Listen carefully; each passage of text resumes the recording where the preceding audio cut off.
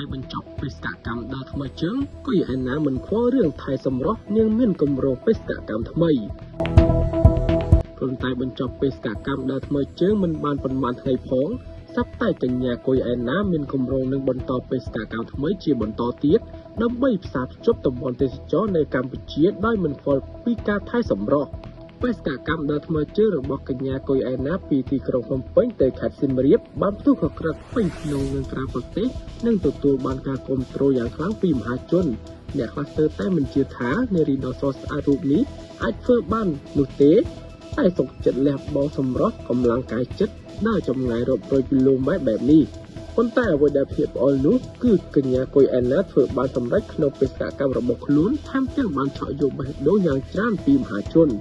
ជាមួយនឹងភាពជោគជ័យរបស់ខ្លួននេះកញ្ញាកុយឯណាក៏មានគម្រោងបង្កើតបេសកកម្មថ្មីមួយទៀតដើម្បីផ្សារភ្ជាប់តំបន់ទេសចរនៅក្នុងប្រទេសកម្ពុជាដោយគម្រោងថ្មើរជើងពីភ្នំពេញទៅខេត្តសៀមរាបដែរកញ្ញាកុយឯណានៅពុំទាន់បង្ហាញប្រាប់ថានឹងបន្តបេសកកម្មទៅបែកខាងណានោះឡើយទេ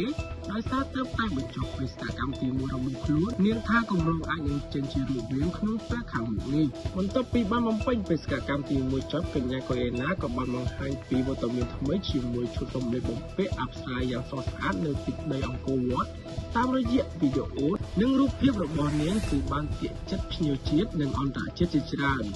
ក៏លេចមកមើលសម្រស់កញ្ញាកុយឯណាវិញគឺមានការប្រែប្រួលច្រើនមិនស្រស់ស្អាតដូចកាលពីមុនទេជាពិសេសសម្បុរស្បែករបស់នាងពេលនេះកាន់តែខ្លាំងខ្មៅជាងមុន